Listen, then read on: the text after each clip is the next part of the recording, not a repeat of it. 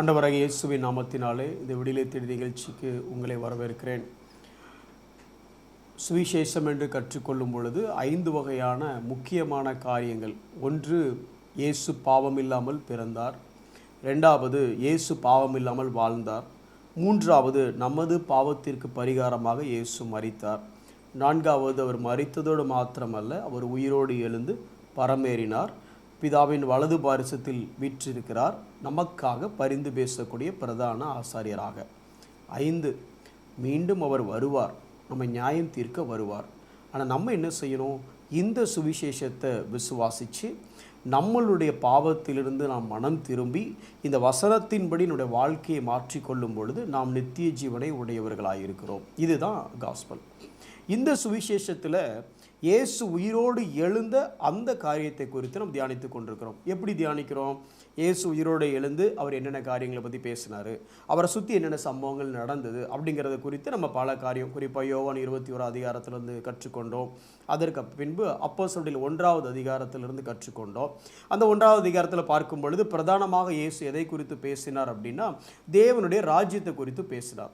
அப்போ இந்த ராஜ்யம்னா என்ன, அதனுடைய அடிப்படையை மத்தேயு 13வது அதிகாரத்தில் இருந்து அதில் இருந்த எல்லா ஓமானங்கள் மூலமாக இன்னும் சில மற்ற பகுதியிலிருந்து சில ஓமானங்கள், அது பேரபிள்ஸ் மூலமாக அதை கற்றுக்கொண்டோம்.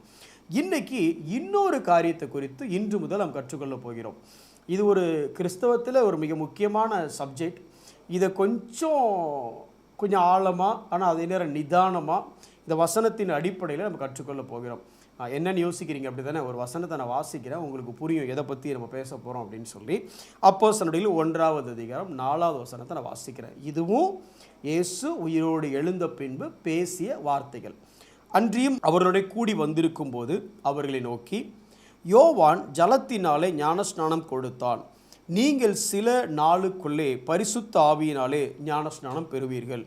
ஆகையால் நீங்கள் எருசலேமை விட்டு போகாமல் என்னிடத்தில் கேள்விப்பட்ட பிதாவின் வாக்குத்தத்தம் நிறைவேற காத்திருங்கள் என்று கட்டளையிட்டார். 8வது வசனம், பரிசுத்த ஆவி உங்களிடத்தில் வரும்போது நீங்கள் பலன் அடைந்து எருசலேமிலும் யூதேயா முழுவதிலும் சமாரியாவிலும் பூமியின் கடைசி பரியந்தமும் எனக்கு சாட்சிகளாக இருப்பீர்கள் என்றார். அப்போ எதை பற்றி அதிகமாக பேசியிருக்கிறாரு உங்களுக்கே புரிஞ்சிருக்கும். இந்த 3 வசனமும் திரும்ப திரும்ப பரிசுத்த ஆவியானவரை பற்றி பேசுது. ஒருவேளை இந்த பரிசுத்த ஆவியானவரை பற்றி நாம் புரிந்து கொள்ளுதல் பல இடத்துல கிரே சைடாக இருக்குது. கிரே சைடானா எப்படி சொல்கிறது? இதுதான் சரி, இதுதான் தவறு அப்படின்னு நம்மளால் சொல்ல முடியல. இன்னும் சொல்லப்போனால் கிறிஸ்தவத்துக்குள்ளேயே பல நேரங்களில் இந்த காரியங்கள் எல்லாம் சரி என்று ஒரு கூட்டத்தாரும், இந்த காரியங்கள்லாம் சரியல்ல என்று இன்னொரு கூட்டத்தாரும் இப்படியே போயிட்டுருக்கு. இப்போ நாம் இதை எப்படி கற்றுக்கொள்ள போகிறோன்னா, ஒரு நடுநிலைமையில் நின்று இந்த வேத வசனத்தின் அடிப்படையில், பொதுவாக வசனம் என்ன சொல்லுகிறது அதன் அடிப்படையில், அனுபவத்தின் அடிப்படையில் அல்ல, வசனத்தின் அடிப்படையில். ஏன் இது சொல்கிறேன்? ஒரு ஸ்டேட்மெண்ட் சொல்கிறேன், அது நீங்கள் ஃபஸ்ட்டு ஞாபகம் வச்சுடுங்களேன். Inspirations of the Holy Spirit will never contradict to the inscriptions of the Holy Spirit. அதாவது ஆவியானவரின் அகத்தூண்டல்கள் ஒருபோதும் ஆவியானவரால் எழுதப்பட்ட வார்த்தைக்கு முரணாக இருக்க வாய்ப்பே இல்லை. அப்போது நம்மளுக்கு அடிப்படை என்ன அப்படின்னா வேத வசனம். இந்த வசனத்தின் அடிப்படையிலிருந்து முதல்ல பரிசுத்த ஆவியானவர் யார், எதற்காக இந்த இடத்துல இயேசு கிறிஸ்து அவரை குறித்து பேசியிருக்கிறார், அவர் சொல்லுகிற காரியம் என்ன அப்படிங்கிறத குறித்து நம்ம தியானிக்க போகிறோம். முதல்ல இங்கே பரிசுத்த ஆவியானவரை பற்றி பேசும் பொழுது இதனுடைய பின்னணியை நம்ம பார்க்கணும். மேலே தொடர்ந்து எதை பற்றி பேசிகிட்டு இருந்தார்னா, ராஜ்யத்தை பற்றி பேசிகிட்டு இருந்தார். இந்த ராஜ்யத்தை பற்றி பேசிகிட்டு இருக்கும்போது டக்குன்னு பரிசுத்த ஆவியானவரை பற்றி பேசுகிறார். இங்கே அப்போஸ்தலர்கள் 1வது அதிகாரம் 4வது வசனம் 5, 8 இதிலையும் பேசியிருக்கிறாரு. அதே நேரம் யோவான் 20வது அதிகாரம் 22வது வசனத்திலையும் இதே காரியத்தை குறித்து பேசுகிறார். ஆனால் இந்த ரெண்டுக்கும் இடையில ஒரு சின்ன முரண்பாடு மாதிரி இருக்குது. அதை ஃபஸ்ட்டு நம்ம அட்ரஸ் பண்ணலாமே. யோவான் 20வது அதிகாரம் 22வது வசனம், இதே இயேசு உயிர்த்தெழுந்த பின்பு பரிசுத்த ஆவியானவரை குறித்து பேசுகிற ஒரு காரியம் என்ன? 20-22 சீஷர்களை சந்திக்கிறாரு. யோவானில் சந்திச்சுட்டு அவர் சொல்கிறாரு, அவர்கள் மேல் ஊதி பரிசுத்த ஆவியை பெற்றுக்கொள்ளுங்கள் அப்படிங்கிறாரு. இப்போது இதை நார்மலாக பார்த்தா ஊதி பரிசுத்த ஆவியை பெற்றுக்கொள்ளுங்கள் அப்படின்னு சொல்கிறாரு. ஆனால் இதற்கப்புறம் எழுதப்பட்ட அப்போஸ்தலர் நடவடிக்கைகள் 1வது அதிகாரம் 4-5 வசனத்தில் பரிசுத்த ஆவியானவரை பெற்றுக்கொள்ள காத்திருங்கள் அப்படிங்கிறார். ஐயா, பெற்று கொண்டாச்சா இல்லை பெற்றுக்கொள்ள காத்திருக்கணுமா? இதை எப்படி நம்ம ஹார்மோனைஸ் பண்ணுறது, எப்படி ரெண்டையும் இணைக்கிறது? கொஞ்சம் இப்படி கற்றுக்கொள்ள, இதோட பின்னணி நீ கற்றுக்கொள்ளணும்.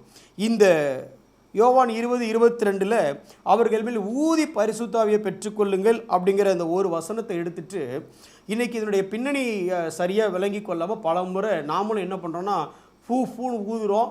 ஊதுனவுடனே அங்கே இருக்கிறவங்களும் பொத்து பொத்துன்னு விழுறாங்க. எப்படி விழுறாங்கன்னு எனக்கும் தெரியல. ஆனால் பரிசுத்த ஆவியானவரால் விழுறாங்க நம்ம சொல்கிறோம். ஆனால் யூத கலாச்சாரத்தையும் இந்த வேதத்தின் அடிப்படையை பற்றி யோசித்து நம்ம கற்றுக்கொள்ளும் பொழுது இதனுடைய பின்னணி என்ன?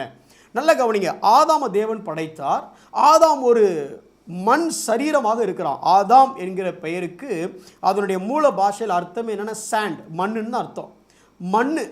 அவன் மண்ணாக இருக்கும் பொழுது தேவன் அவனுக்குள்ள சுவாசத்தை ஊதின உடனே அவன் ஜீவ ஆத்துமா ஆனான்னு வசனம் சொல்லுது.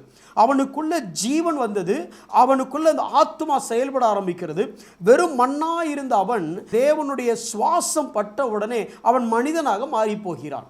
இன்னைக்கு இந்த பரிசுத்த ஆவியை ஊதி பெற்றுக்கொள்ளுங்க என்று சொல்லும் பொழுது இங்கே தேவன் தன்னுடைய சுவாசத்தை ஊதுறத நம்ம பார்க்கலாம். அப்போ இங்கே பெற்றுக்கொள்ளுங்கள்னு உடனே அவங்க வாங்கிட்டாங்களா அப்படின்னா அப்போஸ்தலர் நடவடிக்கைகளில் என்ன சொல்லுதுன்னா காத்திருங்கள் அப்படின்னு சொல்லி. அப்போ என்ன அர்த்தம் இதுக்கு? ஒரு சிம்பிள், ஒரு சின்ன லாஜிக். அதாவது யூத கலாச்சாரத்தின்படி ஒரு காரியத்தை ஊர்ஜிதப்படுத்தி சொல்லுவதற்கு, அதை ப்ராமிஸ் பண்ணுவதற்கு இப்படி ஊதுறது அது ப்ராமிஸ் பண்ணுற மாதிரி. It is like a fledged அப்படின்னு சொல்கிறாங்க ஆங்கிலத்தில். ஒரு உறுதிப்பாடு, அதாவது இது நிச்சயம் நடக்கும் அப்படின்னு ஒரு விளக்கம், வேத விளக்கம். இன்னொரு வேத விளக்கம் எப்படி சொல்கிறாங்க அப்படின்னா it is like a glimpse. அது எப்படி சொல்லலாம்? உங்கள் வீட்டில் பிரியாணி தயார் பண்ணிகிட்டு இருக்கிறாங்க, சுட சுட அந்த பக்கம் பிரியாணி தயாராகிட்டு இருக்குது. கிறிஸ்மஸ் அன்னைக்கு நீங்கள் உட்காந்துருக்கிறீங்க, மணக்க ஆரம்பிச்சிட்டு ஒருவேளை பிரியாணி வருமோ அப்படின்னு நினச்சிட்டு இருக்கிறீங்க. மணக்குது, தம் போட்டாச்சு. தம் போட்ட உடனே கொஞ்சம் நேரம் கழித்து கொஞ்சம் போல் எடுத்துகிட்டு வந்து ஒரு தட்டில் அப்படி சுட சுட போட்டு வந்து உங்க நிப்பாட்டுவாங்க, காமிச்சிட்டு அதை பார்த்து எடுத்து வாயில் போட்டுக்கோ அப்படின்னா அப்படியே சுட சுட எடுத்து வாயில் போட்டுட்டு நல்லா இருக்குது, நல்லா இருக்குது, ஆமாம் செம்ம சூப்பராக இருக்குது. இதுலேருந்து என்ன தெரியுது உங்களுக்கு? பிரியாணி நிச்சயமாக இருக்குது. ஏன்? நீங்கள் சாப்பிட்டு பார்த்துட்டீங்க. பிரியாணி ரெடியாக இருக்குது, கண்டிப்பாக கிடைக்கும். எப்போ கிடைக்கும்? இன்னும் கொஞ்சம் நேரம் அந்த மற்ற சம்பல் கத்திரிக்காய் கூட்டுகளை ரெடி பண்ண உடனே பிரியாணி நிச்சயம் கிடைக்கும். உடனே கிடைக்காது, ஆனால் பிரியாணி நிச்சயம் இருக்குது. இந்த மாதிரி ஒரு ஊர்ஜிதப்படுத்துவதற்காக தேவன் அன்றைக்கு அவர்களுக்கு கொடுத்த ஒரு பிளட்ஜ் அது பரிசுத்த ஆவியானவர். அப்போது இதை வச்சுக்கிட்டு நம்ம ஊதணுமா? இல்லை. இந்த காரியத்தினுடைய பின்னணி எவ்வளோ முக்கியத்துவங்கிறத விட்டுட்டு நம்ம தேவையில்லாத காரியங்கள் அதிக முக்கியத்துவம் கொடுக்க ஆரம்பிச்சிட்டோம். சரி, என்னோட பின்னணி என்ன? அந்த அப்போஸ்தலர்களையே படித்து பாருங்கள். இது ஒரு சாண்ட்விச் பேசேஜ் அப்படின்னு சொல்லுவாங்க. சாண்ட்விச் பேசேஜ்னா என்ன? அதாவது மேலையும் கிளையும் பிரெட்டு, நடுவில் வேறு டேஸ்ட் கொடுக்கக்கூடிய வேற ஒரு காரியம் இருக்கும். அதான பிரெட் சாண்ட்விச் அப்படி தானே இருக்கும். மேலையும் பிரெட்டு, கிளையும் பிரெட்டு, நடுவில் சிக்கன். அப்போ நடுவில் இருக்க சிக்கனால தான் சிக்கன் சாண்ட்விச்னு சொல்கிறோம். இங்கே ராஜ்யத்தை குறித்து தேவன் பேசுகிறார். அப்போ அவங்க கேட்குறாங்க எப்போ அந்த ராஜ்யம் வரும்னு கேட்குறாங்க. அப்போ சொல்கிறாரு இந்த ராஜ்யத்துக்கு அடுத்த டைம்லாம் உனக்கு தேவையில்லை, அது பிதாவுக்கு மட்டும்தான் தெரியும்னு சொல்லி டக்குன்னு கியரை ஷிஃப்ட் பண்ணிவிட்டு பரிசுத்த ஆவியானவரை பற்றி பேசுகிறாரு. சார், நான் உங்களை ராஜ்யத்தை பற்றி பேசுனேன், நீங்கள் பரிசுத்த ஆவியானவரை பற்றி பேசுகிறீங்க, அதுக்கப்புறம் திருப்பி ராஜ்யத்தை பற்றி பேசுகிறார். நீங்கள் போய் படித்து பாருங்கள் அந்த பகுதியை. ராஜ்யத்தை பற்றி பேசுகிறார், பரிசுத்த ஆவியானவரை பற்றி பேசுகிறார், மீண்டும் ராஜ்யத்தை பற்றி பேசுகிறார். பேசிக்காக என்ன? பரிசுத்த ஆவியானவர் மூலமாக ராஜ்யம் விரிவடைகிறது அல்லது ராஜ்யம் எஸ்டாப்ளிஷ் ஆகிறது, ராஜ்யம் எக்ஸ்டெண்ட் ஆகிறது. எப்படி ஆகும்னா பரிசுத்த ஆவியானவர் உங்களிடத்தில் வரும்பொழுது நீங்கள் பலன் அடைந்து எனக்கு சாட்சிகளாக இருப்பதினால் ராஜ்யம் விரிவடையும். இப்போ பரிசுத்த ஆவியானவர் எதற்கு? ஊதி தள்ளுறதுக்கா? இல்லைங்க, நம்ம மறந்துட்டோம். பரிசுத்த ஆவியானவர் உங்களிடத்தில் வரும்பொழுது நீங்கள் பலன் அடைந்து எதற்காகனா சாட்சி சொல்லுவதற்காக அல்ல. சாட்சி சொல்கிறது நல்லது, ஆனால் சாட்சி சொல்லுவதை விட சாட்சியாய் இருப்பதே ராஜ்யத்தின் விரிவாக்கம். அதனால தான் அந்த வசனம் எப்படி இருக்குது? 5வது வசனம் சொல்கிறார், எருசலேமை விட்டு போகாமல் என்னிடத்தில் கேள்விப்பட்ட பிதாவின் வாக்கு தத்தம் நிறைவேற காத்திருங்கள். சரி, காத்திருங்கள் என்று கட்டளையிட்டார். எது வரைக்கும் காத்திருக்கணும்? எப்போ காத்திருக்கணும்னா எது வரைக்கும்? பரிசுத்த ஆவியானவர் உங்களிடத்தில் வரும்பொழுது நீங்கள் முதல்ல என்ன கிடைக்கணும்? உங்களுக்கு பலன் கிடைக்கும். இந்த பலன் கிடைச்ச உடனே என்ன பண்ணணும்னா வெயிட் பண்ண. எதுக்கு வெயிட் பண்ண? இந்த பலனுக்காகத்தான் வெயிட் பண்ண. பலன் வந்த உடனே எல்லா பக்கம் போய் சாட்சியாக வாழ்ந்து காட்டு. அப்படி வாழ்ந்து காட்டும் பொழுது ராஜ்யம் விரிவடையும். இதை தொடர்ந்து நம்ம தியானிப்போம். பட் இன்னைக்கு இந்த செய்தியை கேட்கும்பொழுது உங்கள் மனதில் பரிசுத்த ஆவியானவரை குறித்த புரிதல் என்ன? பரிசுத்த ஆவியானவர் உங்களை சாட்சியாக நிறுத்துவதற்கேற்ற பலனை தரக்கூடிய திருத்துவத்தின் மூன்றாவது நபராகிய தேவன். நம்ம மனதில் அந்த உணர்வு வேணும். ராஜ்யம் எஸ்டாப்ளிஷ் ஆகணும்னா, ராஜ்யம் எக்ஸ்டெண்ட் ஆகணும்னா, நான் சாட்சியாக வாழணும்னா எனக்கு பரிசுத்த ஆவியானவரின் பலன் தேவைப்படுகிறது. கண்களை மூடி நாம் ஜெபிப்போம். ஆண்டவரே, நன்றியோடு ஸ்தோத்தரிக்கிறோம். பரிசுத்த ஆவியானவர் உங்களிடத்தில் வரும்பொழுது நீங்கள் பலன் அடைந்து சாட்சிகளாக இருப்பீர்கள். ஆண்டவரே, உம்முடைய ராஜ்யத்தில், உம்முடைய ராஜ்யத்தின் குடிமகன்களாய் நாங்கள் எங்களை காட்டுவதற்கு எங்களுக்கு அதிக பலன் தேவைப்படுகிறது. ஆண்டவரே, அற்புதம் செய்வதற்கு அல்ல, ராஜ்யத்தின் பிள்ளைகளாக வாழுவதற்கு, இந்த பொல்லாத பாவ உலகத்தில், பிசாசினால் ஆளப்படுகிற இந்த உலகத்தில் தேவனுக்கு சாட்சியாக நாங்கள் வாழுவதற்கு எங்களுக்கு பலன் தேவைப்படுகிறது. இந்த பலன் பரிசுத்த ஆவியானவர் மூலமாக கிடைக்கிறது. ஆண்டவரே, அப்பா, நாங்கள் அந்த பலனை பெற்று அந்த பலனை பயன்படுத்தி சாட்சியுள்ள ஜீவியம் செய்ய எங்கள் ஒவ்வொருவருக்கும் அனுக்கிரகம் செய்தருளும்.